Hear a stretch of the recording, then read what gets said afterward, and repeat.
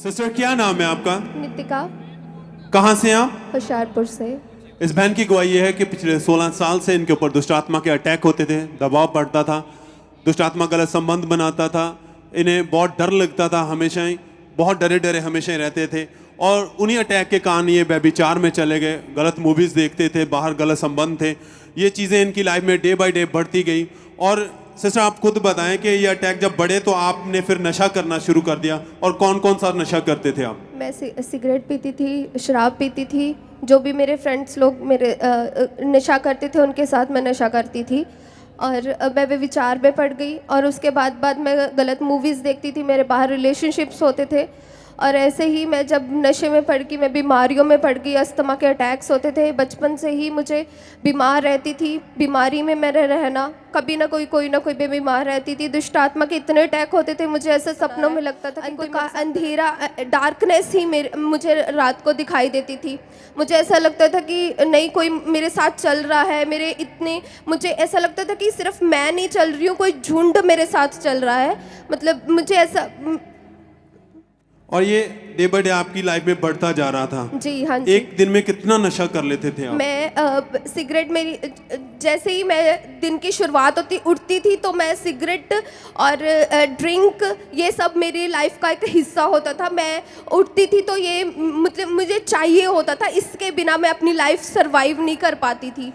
मतलब मुझे ऐसे होता था कि नहीं, ये मेरी लाइफ का एक जिसके बिना कोई सांस लेने के बिना कोई जी नहीं सकता। मुझे ऐसा था कि मैं इसके बिना मैं जी नहीं पाऊंगी। और इन्हीं अटैक के कारण आप बीमार रहना शुरू हुए, अस्थमा का रोग हो गया जी। और फिर इसी अटैक के कारण आपकी जॉब के ऊपर प्रभाव पड़ा। क्या जॉब करते थे और क्या असर पड़ा आपकी जॉब के ऊपर? मैं दिल्ली एयरपोर्ट में जॉब करती थी क्योंकि मैं अपनी लाइफ में कुछ करना चाहती थी। और मैंने रिजेक्शन को फेस किया था, जिस कारण मैं मतलब कुछ करना चाहती थी। मेरे अंदर था कि नहीं, मैं कुछ करके दिखाऊंगी। इस कारण मैंने चंडीगढ़ में अपना डिप्लोमा किया। उसके बाद मैंने दिल्ली एयरपोर्ट में मेरी जॉब थी, मैं वहाँ पे जॉब करती थी एज अ ग्राउंड स्टाफ। तो अस्थमा के कारण, क्योंकि दिल्ली वहाँ पे मुझे इधर उधर जाना पड़ता था, तो मुझे ऑफिस में भी वहाँ पे मुझे अस्थमा के अटैक्स हो जाते थे। और मैं रेगुलर नहीं रह पाती थी क्योंकि मैं बीमार रहती थी। और इस कारण मतलब मुझे बहुत ज़्यादा मतलब मुझे वार्निंग भी मिलती थी कि आप क्यों नहीं आ पाते रेगुलर।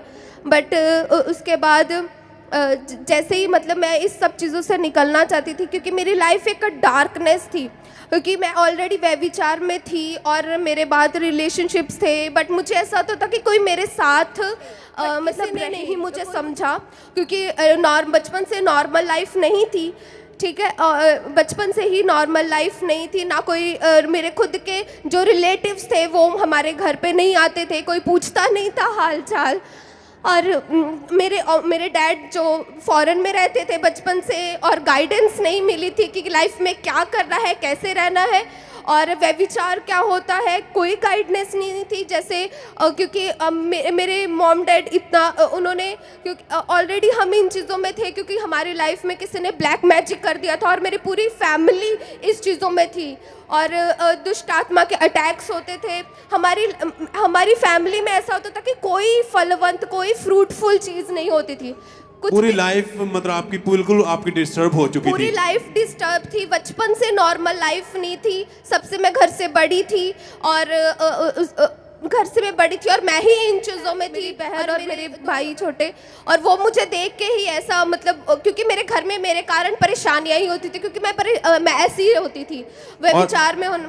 इस तरह आप बीमार रहने लगे? मैं बीमार रहती थी, हर बीमार इतने ज्यादा थे कि सांस इतनी ज्यादा चढ़ती थी कि आप बिल्कुल चल भी नहीं पाते थे। मैं चल नहीं पाती थी। जब मैं एकदम चलती, मेरी सांस मेरे चेस्ट में ऐसे ब्लॉकेज रहती थी, मुझे पंप यूज करना पड़ता था। और मेरे मम्मा को मेरे साथ पूरी नाइट तक वो मेरे मसाज करते थे, वो मुझे स्टीम्स दिलाते थे।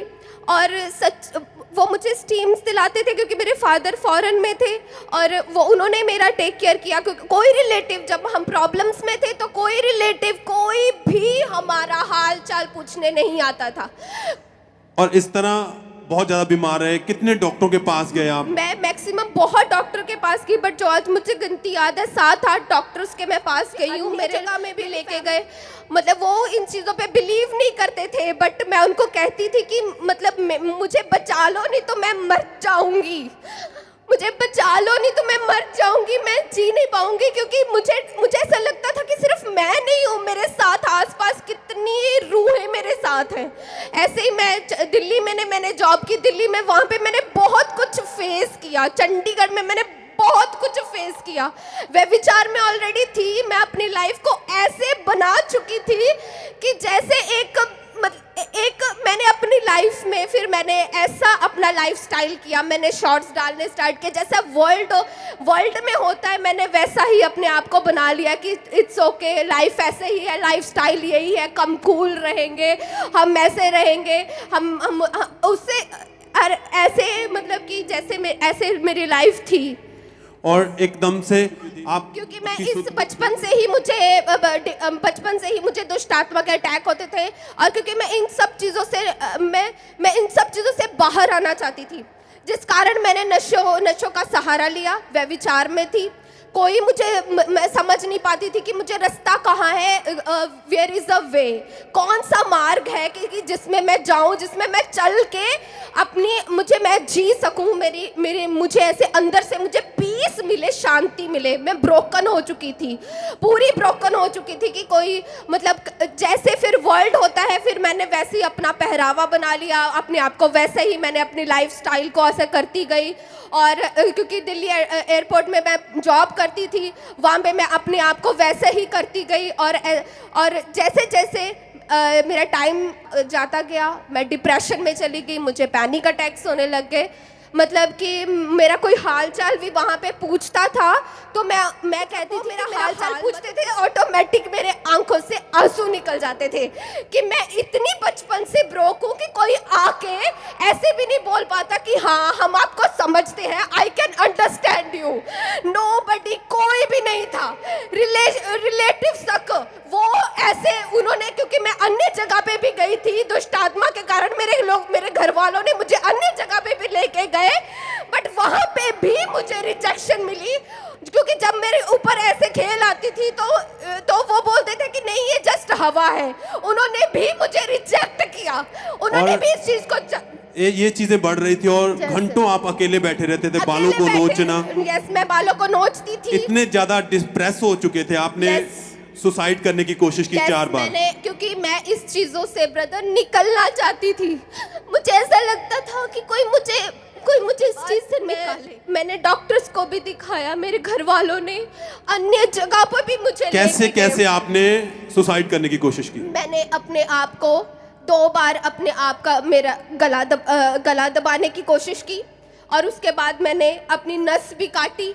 और उसके बाद क्योंकि मेरे पास ऑलरेडी इतनी दवाइयाँ होती थी, और जब मैंने क्योंकि मेरे पास ऑलरेडी क्योंकि अस्थमा और भी चीज़ें थी, तो उससे मैंने हैवी डोज मेडिसिन की ली, और मैंने अपने आप को ख़त्म करने की कोशिश की कि इससे अच्छा मरना ही सही है। क्योंकि उस समय कंडीशन ऐसी थी कि आप चाहते थे इस लाइफ को मैं ख़त्म ही कर दूं।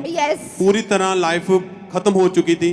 फिर चर्च के बारे में आपको कैसे पता चला? मुझे यूट्यूब के द्वारा मुझे चर्च से पता लगा। मैंने अपोस्टल जी की प्रीचिंग को सुना, और यहाँ पे 1 आवर प्रेयर होती थी, वहाँ पे वो बता रहे थे परमेश्वर के वचनों को, वचन मिला। उसके बाद मुझे जब अपोस्टल जी के वचनों को मुझे वचनों को अपोस्टल जी के से द्वारा मैंने रिसीव किया। उसके बाद और डे बाय डे आप चर्च के साथ जुड़ गए, लगातार चर्च आते रहे। लगातार 17 दिसंबर 2017 को ये बहन चर्च में थे, और उस दिन परमेश्वर के दास ने प्रार्थना की।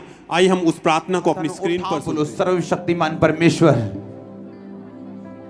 हर एक शैतान दी साजिश मेरी सेहत के खिलाफ, मेरी लाइफ के खिलाफ, मेरे बच्चों के खिलाफ, हर एक जादू टूने दी आत्मा जड़ी मेरी प्रोग्रेस के खिलाफ खड़ी है, मैनू चमकन तो रोक दिए। बोलो अग दे परमेश्वर, तेरी आग इस जगह दे उत्ते मेरे उत्ते उतरे, और वो आत्मा व नाशोन। बोलो फायर, बोलो आग उतरे। और आप उस दिन चर्च में मौजूद थे जब प्रार्थना हुई। क्या हुआ प्रार्थना को रिसीव करते समय? मुझे ऐसे लगा जैसे अपोस्टल जी ने फायर की, दुष्ट आत्मा को कमांड किया, जादू टोने को कमांड किया, मेरे अंदर से ऐसा लगा कोई जानवर निकल रहा है। तारीफ करें। परमेश्वर के नाम को महिमा दे सब जन, क्योंकि ये अद्भुत था। परमेश्वर जो विश्वास के साथ, ईमान के साथ उसकी हजूरी में आते हैं, खुदावंद उन्हें फ्री करते हैं। प्रार्थना को रिसीव किया, वर्ड को रिसीव करते समय आपको ऐसा लगा कि जैसे आपके अंदर से बहुत बड़ा जानवर, कोई जानवर निकल रहा है मेरे अंदर से, और मुझे ऐसा लग रहा था कि कोई मेरे अंदर से मेरे को साफ कर रहा है, खींच के मेरे अंदर से कुछ निकाल रहा है, क्योंकि मैं उस व्यभिचार से मैं छूट नहीं पा रही थी। मुझे ऐसा लगता था कि कोई मुझे इस चीज से छुड़ा दे। पर जैसे ही मैं यहाँ पे अंकुर मिनिस्ट्रीज के द्वारा मैंने परमेश्वर को जाना, यीशु मसीह को जाना, मुझे अनंत जीवन मिला। मैं व्यभिचार से आजाद हुई। मेरे अंदर से एक जानवर निकला जो मुझे व्यभिचार करवाता था, जो मुझे नशे करवाता था। परमेश्वर, और उसी दिन वोमिटिंग आई, बॉडी एकदम से हल्की हो गई आपकी, बॉडी हल्की हो गई। मुझे ऐसे लगा कि परमेश्वर के ब्लड से मैं कवर हो गई हूँ, परमेश्वर के होली फायर से मैं कवर हो गई हूँ।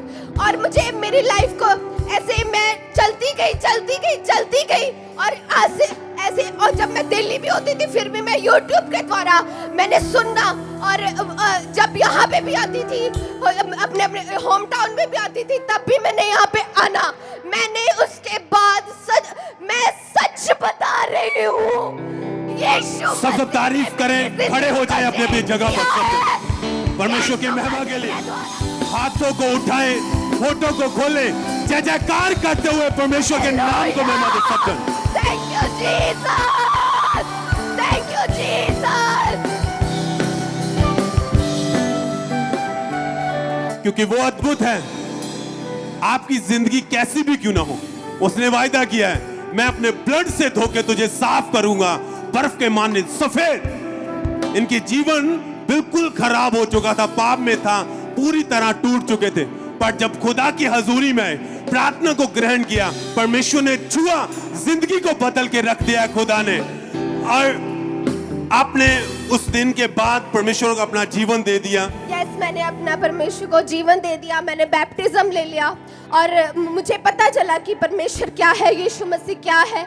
और जब मैंने अपोस्टल जी के द्वारा वचनों को सुना, और जब मुझे ऐसा लगा कि सच में कोई मेरे पापी के कारण कोई मर सकता है क्या, उस तारीफ करें, खाने से मुझे शिफा मिल सकती है क्या, सच में उसका लहू मुझे आजाद कर सकता है, सच में उसके लहू ने मुझे आजाद किया है।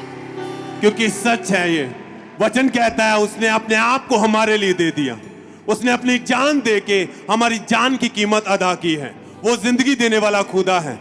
और आपने उस दिन से आपकी लाइफ बिल्कुल बदल चुकी है। मेरी लाइफ टोटली चेंज हो चुकी है। मुझे वो मार्ग मिल गया, क्योंकि वचन में लिखा है सत्य मार्ग जीवन प्रभु यीशु मसीह है, इसके बिना हम पिता तक नहीं पहुंच सकते। कितने साल हो चुके, अब बिल्कुल फ्री हो चुके। 4 साल से मैं फ्री हूँ।